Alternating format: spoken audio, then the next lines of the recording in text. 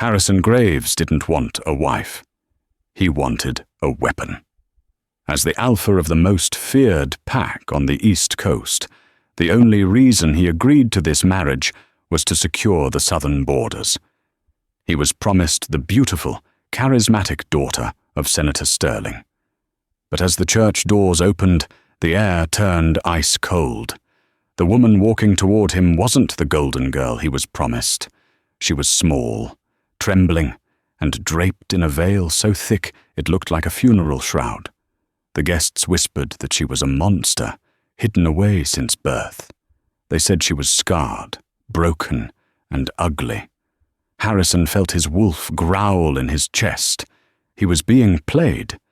But when he finally ripped that veil back at the altar, ready to reject her in front of the world, he didn't scream, he didn't rage, he froze.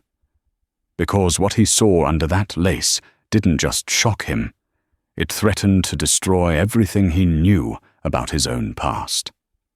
The rain was relentless against the floor-to-ceiling windows of the penthouse office in downtown Chicago.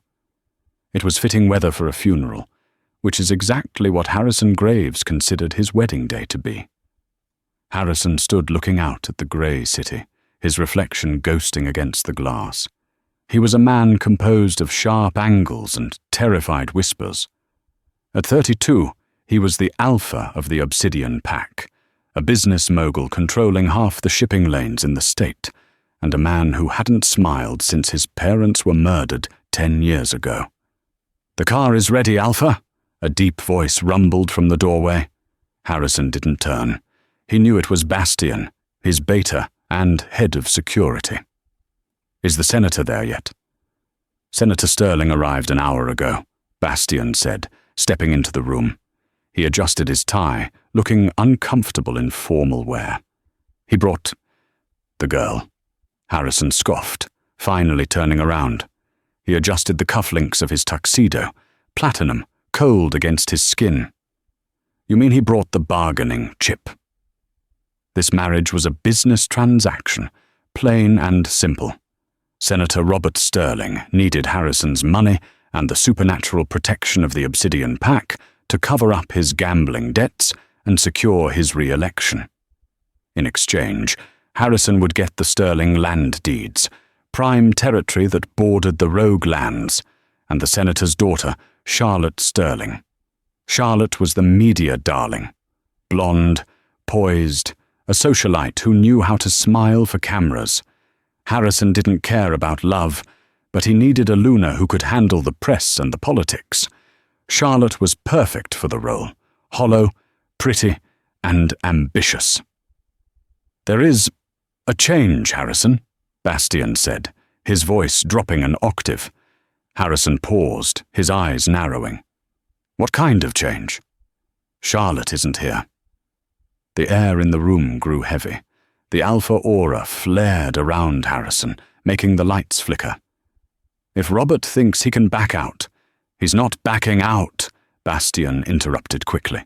"He brought his other daughter." Harrison frowned. "He doesn't have another daughter." "Apparently he does," Bastian said, handing Harrison a tablet. "Genevieve, kept in isolation at their countryside estate in Vermont for 22 years. No photos, no school records. The rumors are unkind." Harrison swiped through the file. It was empty. Just a birth certificate and a few medical bills from a private clinic specializing in severe trauma and disfigurement. "They say she's a curse," Bastian continued, watching his alpha carefully. "The staff at the venue are already whispering. They say she wears a heavy veil because looking at her brings bad luck. They say she's the ugly one." Harrison slammed the tablet down on the mahogany desk. The glass screen cracked. "He thinks he can insult me?" Harrison's voice was a low growl that vibrated in the floorboards. "He promised me a queen, and he sends me a reject?" "The contract says, a daughter of the Sterling line," Bastian pointed out grimly. "Technically, he is fulfilling the terms. If you walk away now, you lose the land deeds. The rogues will overrun the southern border by winter." Harrison clenched his jaw so hard, a muscle feathered in his cheek. He was trapped. The senator knew Harrison needed that land to protect his pack from the rogue invasions. This was a bait and switch. "Fine," Harrison spat, buttoning his jacket. "I'll marry the girl. I'll sign the papers. I'll take the land." He walked toward the door, his eyes turning the color of molten gold, the sign of his wolf surfacing. "But once the ink is dry," Harrison said, his voice deadly calm, "I'm going to make Robert Sterling wish he had never been born. And as for this, Genevieve, if she thinks she can hide behind a veil and play the victim, she's coming to the wrong house." He didn't know it yet, but he was walking into a trap much more dangerous than a political scheme. He was walking toward a ghost. The wedding was held at the Sterling's ancestral estate, a gloomy Gothic mansion that smelled of old money and damp earth. The chapel was packed, not with friends, but with business rivals, pack elders, and curious onlookers who wanted to see the monster bride. Harrison stood at the altar, his posture rigid. He refused to look at the senator, who was sitting in the front row, looking sweating and nervous. Then the organ music started, a mournful, heavy tune that sounded more like a dirge than a wedding march. The double doors groaned open. A collective gasp rippled through the pews.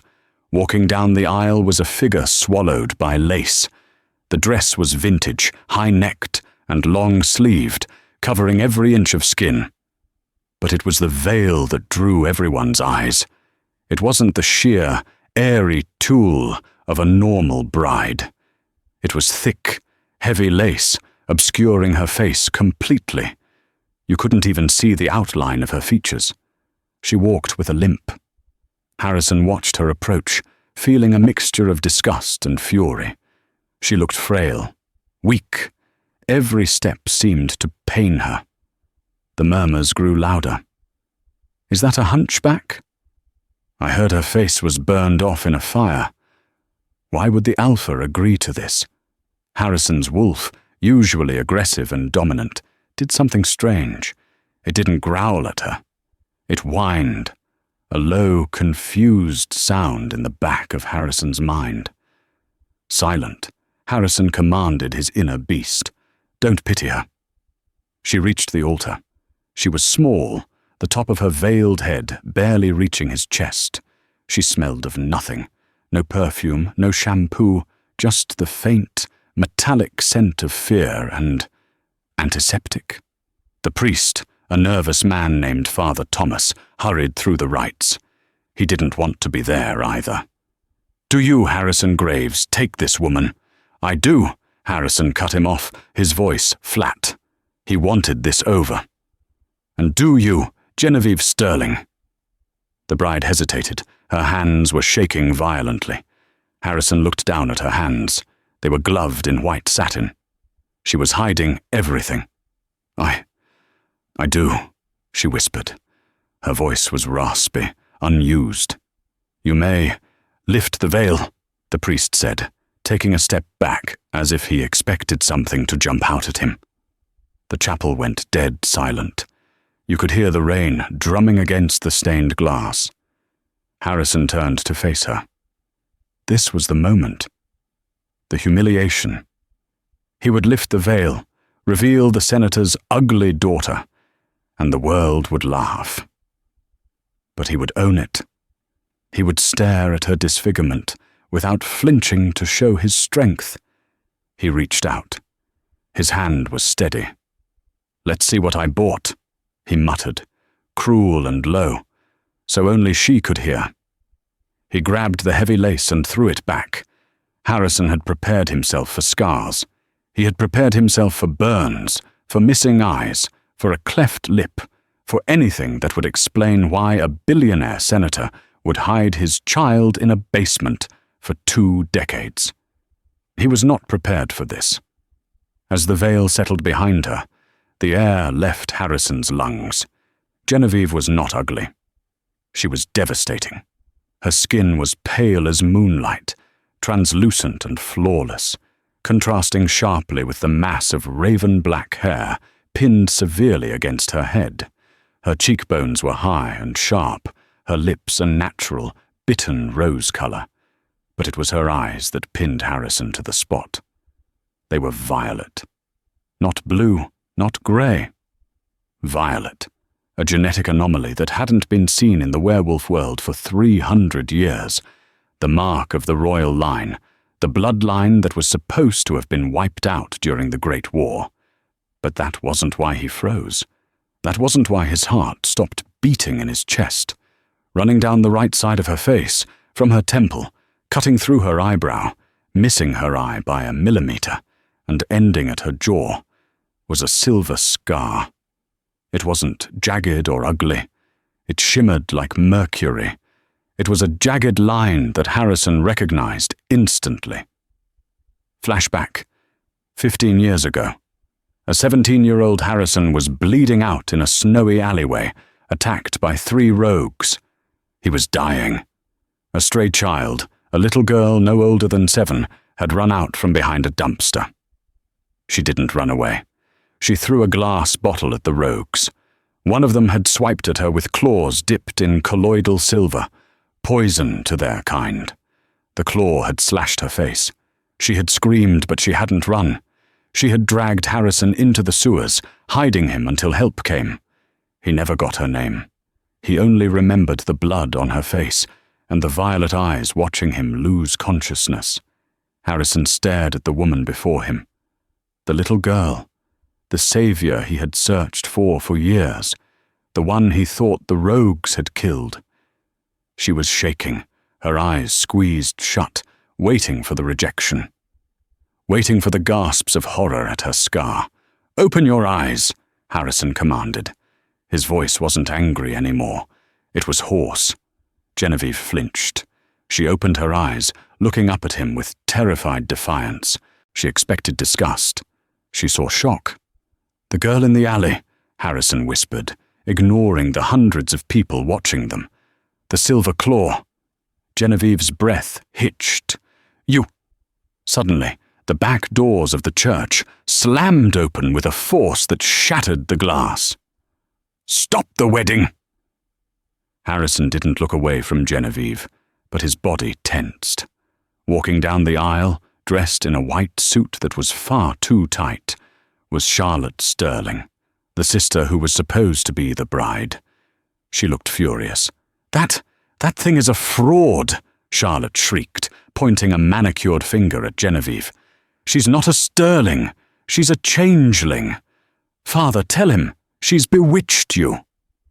Senator Sterling stood up, looking pale. "Harrison, wait. There's been a misunderstanding." Harrison finally turned. He released Genevieve's hand, but he didn't step away from her. He stepped in front of her. A low, menacing growl ripped from Harrison's throat, loud enough to shake the dust from the rafters. The guests recoiled in fear. His eyes were fully gold now. "The next person to speak," Harrison said, his voice echoing with alpha command, "will have their throat ripped out." He looked at Charlotte, then at the senator. "You told me she was a monster," Harrison said, his voice dripping with venom. "You told me she was broken." He reached back, blindly finding Genevieve's hand and gripping it tight. "She is the only real thing in this entire room," Harrison declared. "The wedding continues. Now." The priest, trembling so hard he nearly dropped his book, stammered, I now pronounce you man and wife. You may kiss the bride." Harrison turned back to Genevieve. She was staring at him as if he were an alien. No one had ever defended her.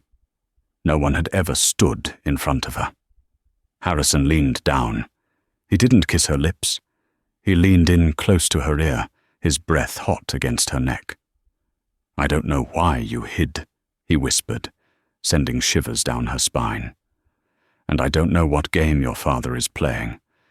But you are mine now. Genevieve. And I never let go of what is mine." He brushed his lips against the silver scar on her cheek, a gesture of possessiveness that made the entire congregation gasp. But as he pulled away, he saw something in her eyes. It wasn't just fear. It was guilt. "You don't understand," she whispered, a tear tracking through the scar. "I'm not the girl who saved you, Harrison. I'm the reason she died." Harrison froze again. "What?" Before she could answer, the windows of the church exploded inward. Shards of stained glass rained down like confetti made of knives. Harrison didn't think. He reacted. He tackled Genevieve to the marble floor, shielding her small body with his massive frame, just as a wolf, a rogue, mangy, and smelling of sulphur, landed exactly where they had been standing seconds ago. The church erupted into chaos. Screams tore through the air as guests scrambled over pews. The Sterling guards were useless, pulling guns that jammed or missing their shots entirely. "Stay down!" Harrison roared at Genevieve. He stood up, and the sound of tearing fabric filled the small space. His tuxedo shredded as muscles expanded, bones cracked, and fur sprouted. Within seconds, the man was gone. Standing over Genevieve was the alpha of the Obsidian Pack, a midnight wolf, 7 feet tall at the shoulder, with teeth like daggers. Harrison lunged at the rogue, his jaws snapping around the intruder's neck. But it wasn't just one rogue. It was a pack.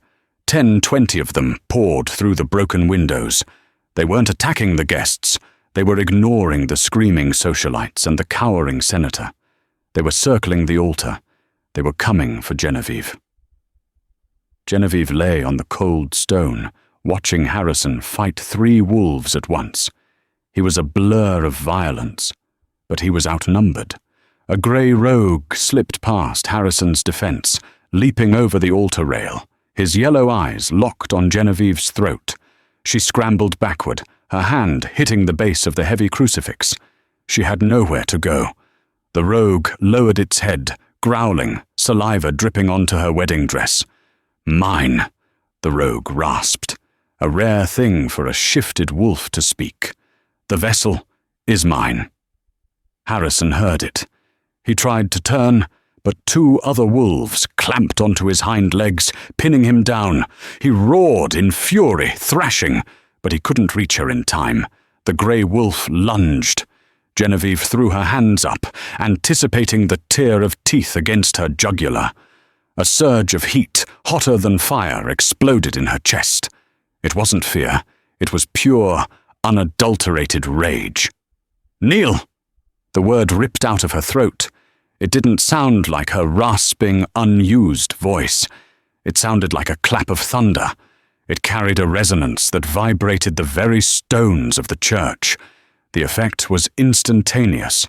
The grey wolf midair didn't just stop. He was slammed into the ground by an invisible force, whining in high-pitched agony. But it wasn't just him. Every single wolf in the church, the rogues, the hidden shifters among the guests, and even Harrison himself, faltered. Harrison felt his knees buckle. His alpha blood fought against it, his mind screaming, "No!" But his body instinctively wanted to submit to that voice. It was the voice of the ancients, a tone that hadn't been heard since the history books. The silence that followed was deafening. Genevieve lowered her hands, her eyes wide, staring at the whimpering wolf cowering at her feet. She looked at her trembling palms. What did I just do? Taking advantage of the confusion, Bastian, Harrison's beta, burst through the side door with the Obsidian enforcers. "Secure the Alpha! Secure the girl!" Gunfire and the sounds of fresh fighting broke the spell. Harrison shook off the paralysis, his rage doubling. He tore through the remaining rogues with brutal efficiency, leaving a trail of carnage until he reached Genevieve. He didn't shift back. He couldn't. His wolf was too agitated. He grabbed the back of her dress in his massive jaws, careful not to pierce her skin, and threw her onto his back. He bolted out of the ruined church, past the screaming Charlotte and the pale-faced senator, and leaped into the back of his awaiting armored SUV. Bastian jumped into the driver's seat. "Go! To the estate, now!" As the car peeled away, leaving the burning church behind, Harrison shifted back into human form. He was naked, bloody, and breathing hard. He didn't care about his nudity. He pinned Genevieve against the leather seat, his hand gripping her throat, not to choke, but to hold her still. His golden eyes were wild. "Who are you?" he snarled, the car swerving as they hit the highway. "And don't lie to me, Genevieve. Wolves don't kneel for humans, and they certainly don't kneel for the weak." Genevieve was shaking again, the adrenaline crashing. She looked at his hand on her throat, then up at his eyes. "I don't know," she sobbed. "I swear, Harrison, I don't know." The Graves estate was a fortress. Nestled on a cliff overlooking the ocean, it was impenetrable. Or it was supposed to be. Harrison dragged Genevieve into the master suite. It was a cold, modern room, all glass, steel, and black leather. He threw a silk robe at her and grabbed a pair of sweatpants for himself. "Sit," he commanded, pointing to the edge of the massive bed. Genevieve sat. She looked small in the middle of the room, her wedding dress torn and stained with rogue blood. The heavy veil was gone, lost in the church. Her face, that beautiful, scarred face, was exposed under the harsh halogen lights. Harrison poured himself a drink, amber liquid sloshing over the rim of the glass. He downed it in one swallow, trying to quiet the beast inside him that was pacing, confused. "She commanded us," his wolf whispered. "She is queen." "Start talking," Harrison said, turning to face her. "From the beginning. The alleyway. You said you're the reason she died." Genevieve wrapped her arms around herself. "My father, Senator Sterling, he had twins. Me and Charlotte." Harrison narrowed his eyes. "Charlotte is older than you. The birth records, forged," Genevieve interrupted quietly. "We were born minutes apart. But something was wrong with me. I was born with these eyes." She gestured to her violet irises. "And I was sickly. The doctors said I wouldn't survive the week. Charlotte was the golden child. Perfect, healthy, a regular human. So he hid you. He hid me because of the tests," she whispered. "When I was 5, I got angry at a nanny. She had a stroke. Instantly. My father realized I wasn't just a sick child. I was dangerous. He locked me in the basement of the Vermont estate. He called me his secret weapon, but he never figured out how to use me." She took a shaky breath. "That night, 15 years ago, I escaped. I picked the lock. I just wanted to see the snow. I ran into the city. That's when I found you in the alley." Harrison moved closer, drawn in against his will. "You saved me." "I tried," she said, tears spilling over. "I dragged you to the sewer, but the rogues, they tracked us. Not by scent, by energy. They were hunting me, Harrison. Even back then, they called me the vessel. When they cornered us, I froze. I was a coward." She looked down at her hands. "A girl, a homeless girl who lived in the tunnels. She jumped in front of me. She looked a bit like me. Dirty hair, same height. The rogue slashed her. He thought she was the one radiating the energy, while he was tearing her apart. I ran. I left you. I left her. I ran back to my father's house and I let him lock me up again." Harrison stared at her. The memory shifted in his mind. He had been fading in and out of consciousness. He remembered violet eyes. He remembered the blood. He had assumed the girl with the violet eyes was the one who fought. "She died because I was too scared to use my voice," Genevieve whispered. "Just like tonight. I almost let you die." Harrison reached out, his rough thumb tracing the line of the silver scar on her cheek. "You didn't run tonight," he murmured. "And you have a scar. How did you get this?" My father, she said simply. Harrison's blood ran cold. The temperature in the room dropped 10 degrees. Explain. When I came back that night, he was furious I had risked exposure. He took his cane. It has a silver handle. He hit me. He said he had to mark me so I would remember never to show my face to the world again. That's why I wear the veil, not because I'm ugly, but because looking at me reminds him of his sin. Harrison felt a rage so profound it nearly blinded him. He had done business with Robert Sterling for years. He had shaken the man's hand. He will die, Harrison stated. It wasn't a threat. It was a promise. Slowly, he sat down next to her on the bed. The mattress dipped under his weight. For the first time, he really looked at her not as a political pawn or a mystery, but as his mate. Technically, they weren't mates. He hadn't marked her. The bond wasn't sealed. But his wolf was already curling around her ankles in the spirit realm. You are not a coward, Genevieve, Harrison said, his voice surprisingly gentle. You are a survivor, and you are my wife, which means your father is no longer your keeper. I am. Genevieve looked up, hope warring with fear in her eyes. You aren't going to send me back after seeing what I can do? I'm a freak, Harrison. I made a room full of alphas kneel. You're not a freak, Harrison gritted out. You're a powerhouse, and we're going to find out why. He leaned in, intending to kiss her, to seal the pact between them. But before his lips could touch hers, Genevieve gasped. Her skin turned grey. She clutched her chest, gasping for air. The medicine, she choked out. What medicine? Harrison grabbed her shoulders. My father gives me injections every morning to suppress the voice, to keep me human. I missed my dose. Her eyes rolled back in her head, and she collapsed into his arms. Bastion! Harrison's roar shook the chandelier in the hallway. Minutes later, the estate was swarming with the PAC's medical team.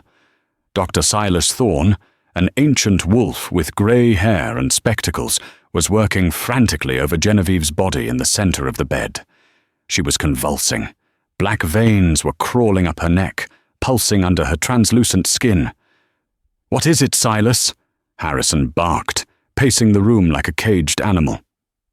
Is she dying? It's withdrawal, Dr. Thorne said grimly, injecting a stabilizer into her arm. But not from any medicine I've ever seen. Harrison, look at the blood work. He held up a tablet. Her red blood cell count is normal, but her plasma, it's saturated with wolfsbane and silver nitrate, microdoses. She's been being poisoned for years. Harrison stopped pacing. Poisoned? No, Silas corrected himself, wiping sweat from his brow. Conditioned. If she stops taking this toxic cocktail, her body goes into shock. But the toxicity is also suppressing her DNA. Harrison, she isn't just a wolf. I found markers in her genetic code that shouldn't exist.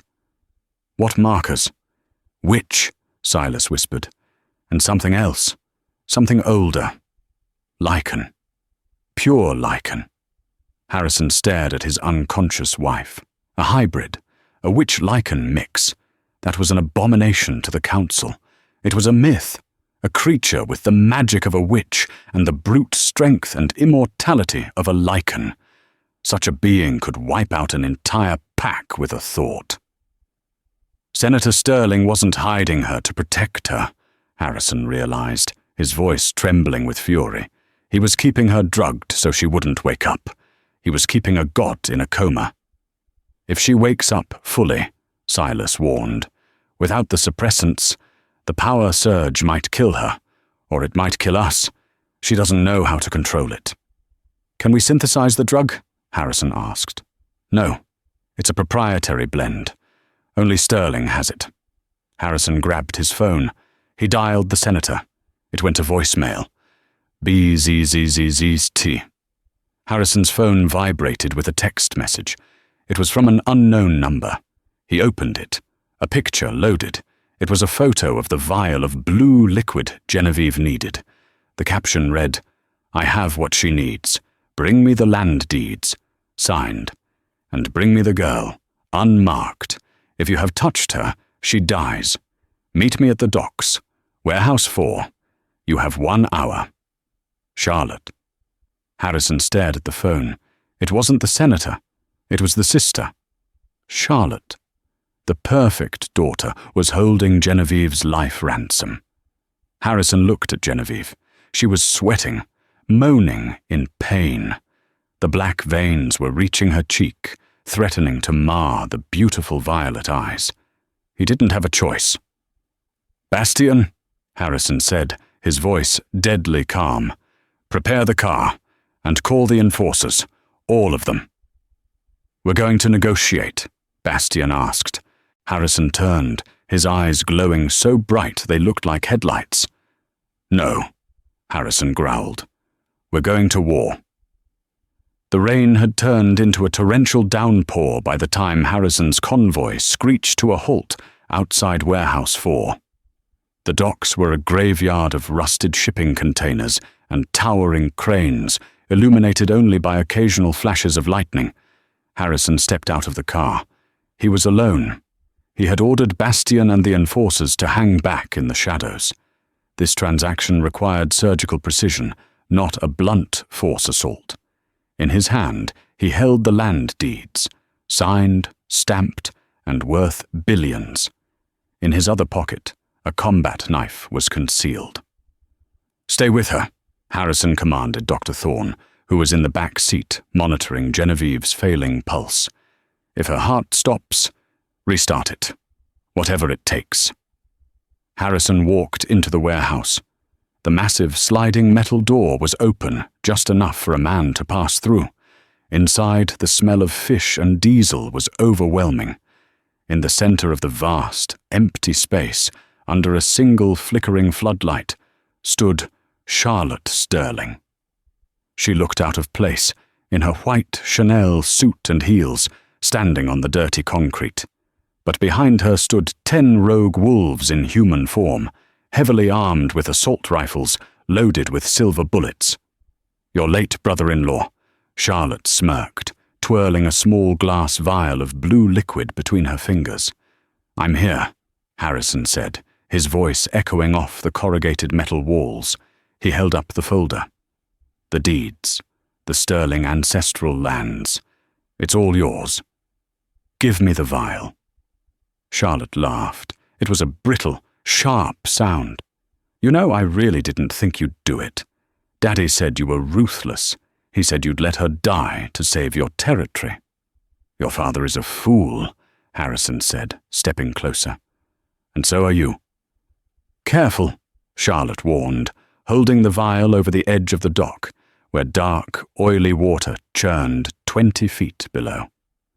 "One more step, and the antidote goes for a swim, and your little monster dies screaming." Harrison froze. "Why are you doing this, Charlotte? She's your sister." "She's a parasite," Charlotte screamed, her composure cracking. "Do you know what it's like? Growing up in the shadow of a girl who doesn't even exist? Daddy spent every dime on her doctors, her guards, her cage. We have to protect Genevieve. Genevieve is special. I was the one getting straight A's. I was the one campaigning for him. But all he cared about was the abomination in the basement." She signaled to the rogues. "Check the papers." One of the men grabbed the folder from Harrison. He thumbed through it and nodded to Charlotte. "It's signed." "Good," Charlotte smiled. She pocketed the vial. "The deal was the papers for the medicine," Harrison growled, his muscles coiling. "I lied," Charlotte said lightly. "You see, Harrison, I can't let her live. As long as she breathes, I'm just the other one. And I can't let you live because you'll hunt me down. So," she waved her hand, "kill him." The rogues raised their rifles. Harrison didn't flinch. He didn't shift. He dropped to his knees, slamming his fist onto the concrete floor. Boom! Explosives, planted by Bastion's team under the pier while Harrison was talking, detonated. The floor beneath the rogues collapsed, sending them tumbling into the dark water below. The warehouse shook violently. Charlotte screamed, losing her balance and falling near the edge of the crater. The vial flew from her pocket, skittering across the tilted concrete toward the water. "No!" Harrison roared. He lunged. He wasn't running for cover. He was running for the vial. Bullets from the surviving rogues pinged around him.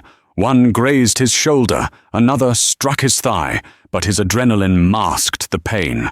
The vial rolled to the lip of the drop. Harrison threw his body forward, sliding on the wet floor. His hand clamped over the glass, just as his upper body swung out over the abyss. He had it. He scrambled back up, clutching the blue liquid like it was the Holy Grail. But Charlotte was there.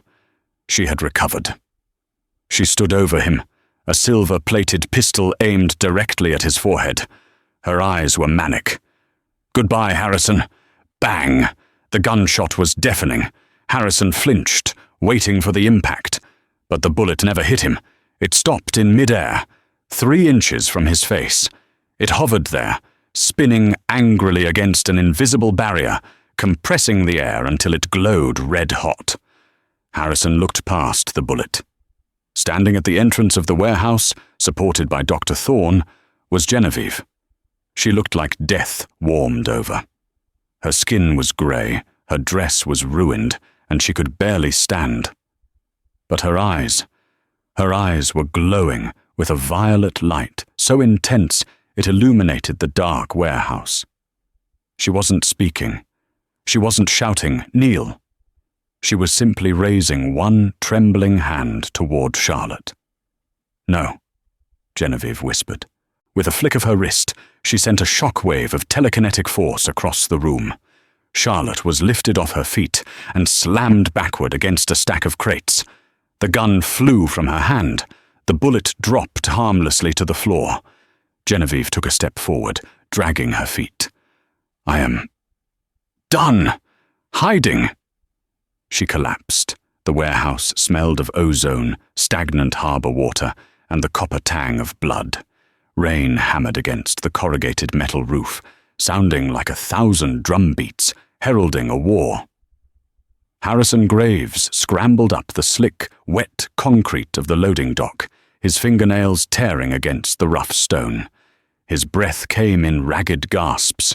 His shoulder was burning where the rogue's bullet had grazed him, and his thigh was throbbing with a deep, dull ache from the impact of the explosion. But he felt none of it. His entire universe had narrowed down to 2 things: the small glass vial clutched in his trembling hand, and the woman lying motionless in the arms of Dr. Silas Thorne. "Harrison, she's fading!" Silas shouted, his voice cracking with panic. The old doctor was checking Genevieve's pulse, his face pale under the harsh, flickering glare of the single surviving floodlight. Harrison lunged across the debris-strewn floor. He slid to his knees beside Genevieve, the impact jarring his bones. But he didn't stop. He looked down at her. She looked like a porcelain doll that had been shattered and poorly glued back together. Her skin, usually the color of moonlight, was now a terrifying shade of grey. Her lips were blue. The black veins that had started at her neck were now spiderwebbing across her cheeks, encroaching on the silver scar that marked her face. She wasn't breathing. "Give it to her," Silas urged, his hands shaking as he held her head up. "Now, Harrison. Her heart is fluttering. She has seconds." Harrison uncurled his fist. The vial was warm from his grip. The blue liquid inside swirled, glowing faintly, looking less like medicine and more like distilled magic. He didn't have time to be gentle. He used his teeth to rip the cork out, spitting it onto the floor. "Genevieve," he growled, a sound that was half prayer, half command. "Drink." He tilted her head back, pinching her jaw to force her mouth open. He poured the blue liquid in. It was thick, viscous. She didn't swallow. It pooled in her mouth. "She's not swallowing," Harrison panicked, looking at Silas.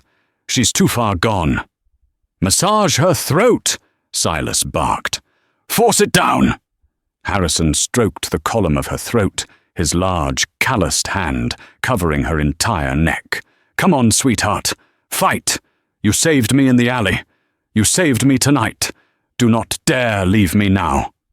For a singular, terrifying moment, nothing happened. The rain pounded. The distant sirens wailed. Harrison felt the stillness of her body, the absolute absence of life. He felt a scream building in his chest, a roar of grief that would level the city. Then, a spasm. Genevieve's body arched off the concrete floor, her spine bowing as if she had been hit with a defibrillator. She gasped, a horrible, wet sound of air rushing into collapsed lungs. Harrison grabbed her shoulders to steady her as she began to convulse. "Is this normal?" Harrison shouted over the noise of the storm. "It's the antidote fighting the suppression," Silas yelled back, checking her pupils. "It's purging the poison. It's going to be violent. Hold her down." Genevieve thrashed in Harrison's arms. She screamed, but it wasn't a scream of pain. It was a scream of release. It sounded like a dam breaking. The black veins on her face didn't just fade, they burned away, turning into steam that rose from her pores. Her skin flushed from grey to pink, then to a feverish red, then back to her alabaster white. But it was the energy that terrified Harrison. As he held her, he felt a shockwave ripple through his own body. It wasn't electricity. It was pure, raw dominance. It was the feeling he got when he stood before the council elders, but multiplied by 1,000. It was the weight of a mountain. "Harrison!" Her voice was a whisper, but it cut through the thunder. He looked down. Genevieve's eyes were open. The violet irises were no longer dull or frightened. They were luminescent. They glowed with an internal light that cast purple shadows on Harrison's face. The pupils were slits, pure Lycan vertical slits, but the energy radiating from her felt like the oldest, darkest witchcraft. "I'm here," Harrison choked out, brushing a strand of wet black hair from her forehead. "I've got you." "Behind you," she whispered. Harrison stiffened. He smelled the gunpowder before he heard the voice. "You just don't die, do you?" Harrison turned his head slowly. Charlotte Sterling pulled herself out from behind a stack of fallen crates. She was a ruin of a woman. Her white Chanel suit was shredded, stained with grease and blood. One of her high heels was missing, causing her to limp. Her blonde hair was matted with dust, but her eyes were manic, wide and unblinking. In her hand, she held a silver-plated semi-automatic pistol. The barrel wavered, pointing first at Harrison, then at Genevieve. "Stay down," Harrison commanded Genevieve, his voice dropping into the alpha register. He began to rise, placing himself between his wife and the gun. "Charlotte, it's over. The rogues are dead. The deeds are signed. You have nothing left." "I have this!" Charlotte shrieked, waving the gun. "And as long as she breathes, I have nothing anyway. Do you know what it's like? Do you know what it's like to be the normal one in a family of monsters? To watch Daddy obsess over the freak in the basement while I did everything right? I was perfect. I was the perfect daughter." She took a staggering step forward, leveling the gun at Harrison's chest. "Move, Harrison," she spat, "or I'll put a silver bullet in your heart. I don't care about the pack anymore. I just want her gone." Harrison didn't move. He calculated the distance. 20 feet. He was injured. She was unstable. If he shifted, the transformation time would give her a clear shot. If he lunged, she might pull the trigger on reflex. "You're not a killer, Charlotte," Harrison said, holding his hands out slowly. You're a spoiled child throwing a tantrum." "I am a queen," Charlotte screamed. "I was supposed to be the Luna. I was supposed to be the one wearing the crown." She squeezed the trigger. Bang! The sound was deafening in the enclosed space. The muzzle flash illuminated the warehouse for a split second. Harrison didn't flinch. He didn't close his eyes. He accepted it. He braced for the impact, for the tearing of metal through flesh, but the pain never came. Instead, a high-pitched whine filled the air, like a jet engine spinning up. The air pressure in the warehouse dropped so sharply his ears popped. Harrison opened his eyes. 3 inches from the bridge of his nose, the silver bullet was frozen in midair. It was spinning violently, drilling against an invisible barrier. The friction was superheating the air around it, creating a small halo of red light. "What?" Charlotte gasped, lowering the gun, her mouth falling open. Harrison looked back. Genevieve was standing.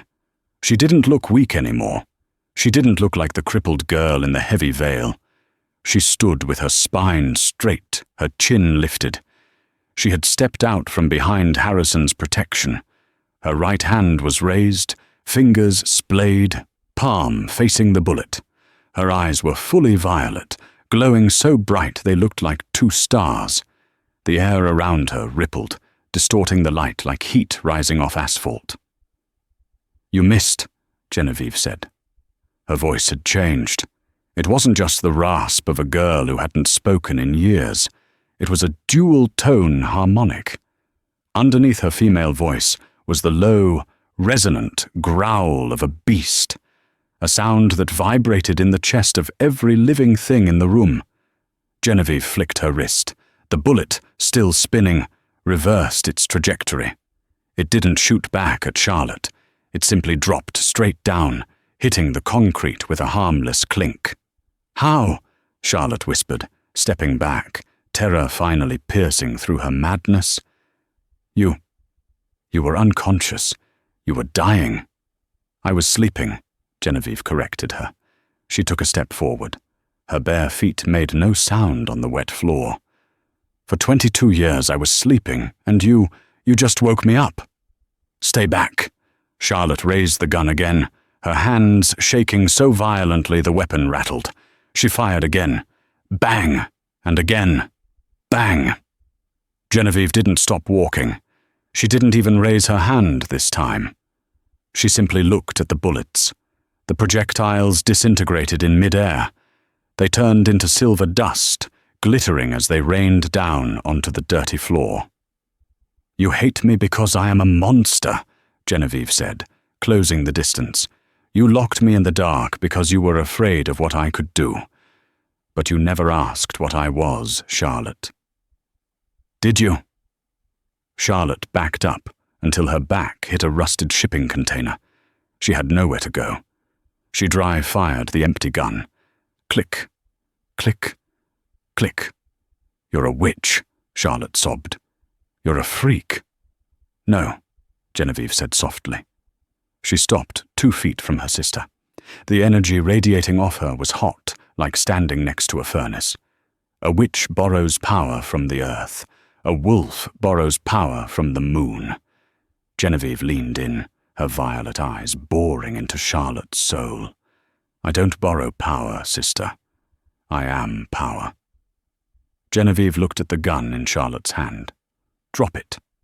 She didn't use the alpha voice. She didn't yell. She simply spoke the words with absolute, unshakable certainty.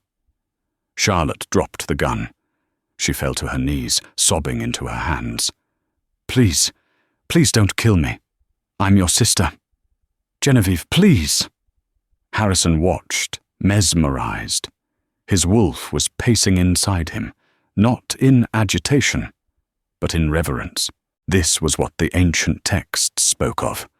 A true mate, a creature that could match the alpha not just in title, but in lethality.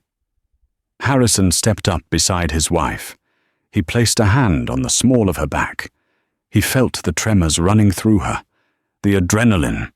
The rage. He waited to see what she would do.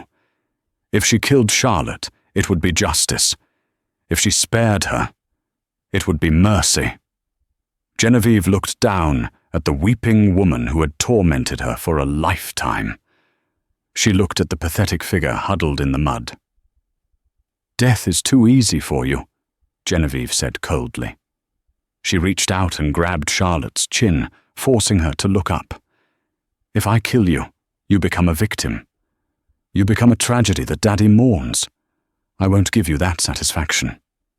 Genevieve released her, wiping her hand on her dress as if she had touched something filthy. "Run," Genevieve commanded. Charlotte blinked, tears streaking her dirty face. "What?"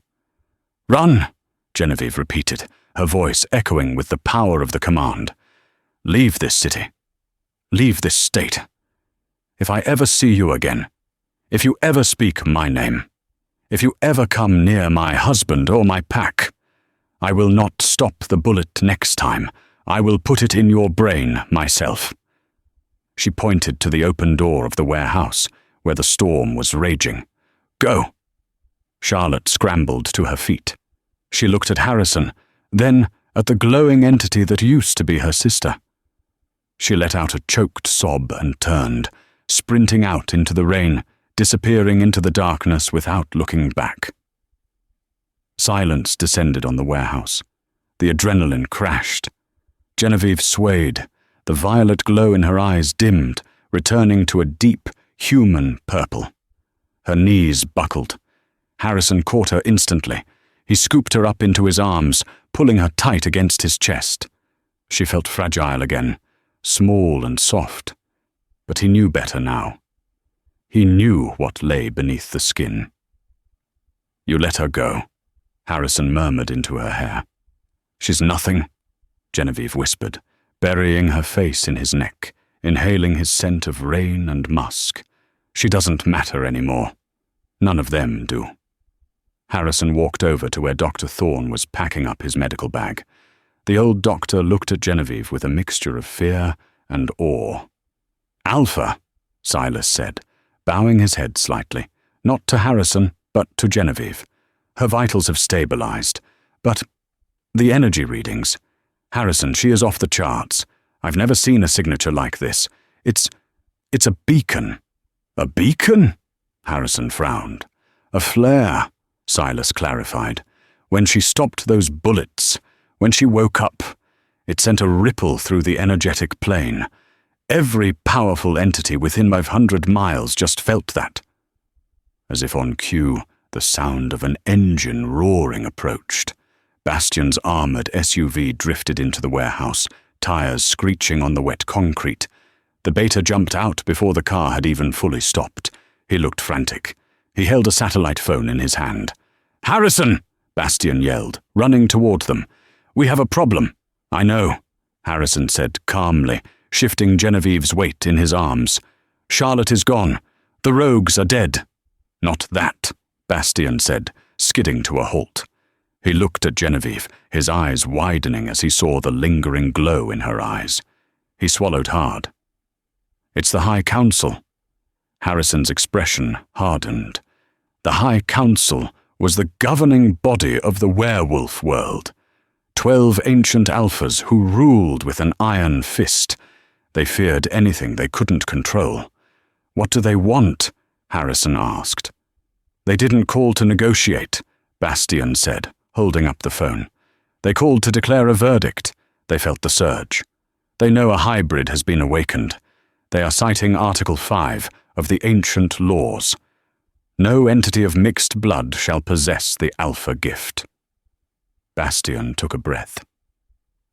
"They are demanding you hand her over for execution immediately. They have dispatched the Enforcer Legion. They will be at the Obsidian borders by dawn." Harrison felt Genevieve stiffen in his arms. She looked up at him. The fear was creeping back into her expression. She had just escaped one prison, only to be threatened with another.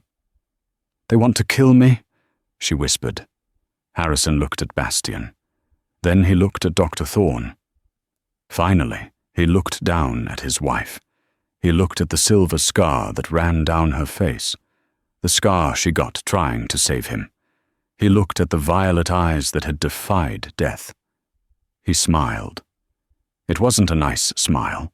It was the smile of a predator who had just decided that he was done playing by the rules. "Bastian," Harrison said, his voice low and dangerous. "Yes, Alpha. Tell the enforcers to turn around." "And if they refuse?" Bastian asked, though he already knew the answer. Harrison's eyes flashed gold.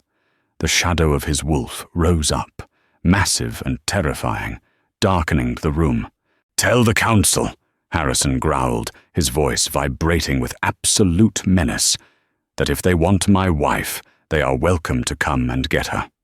But they better bring an army, because I am not just an alpha anymore." He looked at Genevieve, and for the first time, he saw her not as a liability, but as the other half of his soul.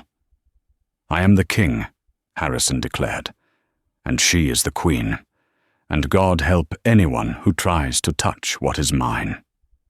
Genevieve reached up, her hand cupping his jaw. Her thumb traced his bottom lip. Her eyes flared violet one last time, accepting the title, accepting the war. "Let them come," she whispered. Harrison turned and walked out of the warehouse, carrying his bride into the storm. The rain didn't matter. The council didn't matter. The world was about to burn, and for the first time in his life, Harrison Graves was looking forward to lighting the match. And that is where we leave Harrison and Genevieve for now. Can you believe the transformation? From the ugly bride hiding under a funeral veil to a telekinetic alpha queen dismantling guns with her mind. I honestly think letting Charlotte go was a mistake. She's definitely going to come back with the council, don't you think? The Sterling family secrets are out, but the war with the High Council is just beginning. A hybrid is forbidden, and now that the world knows what Genevieve is, Harrison is going to have to fight every pack in the country to keep her. Here is my question for you guys. Do you think Genevieve's witch side comes from her mother? We never heard about Mrs. Sterling. Let me know your theories in the comments below. If you enjoyed this saga and want me to cover the War with the Council arc next, please smash that like button. Let's get this video to 10,000 likes. Don't forget to subscribe and turn on notifications so you're the first to know when the war begins. Thanks for watching, and I'll see you in the next story.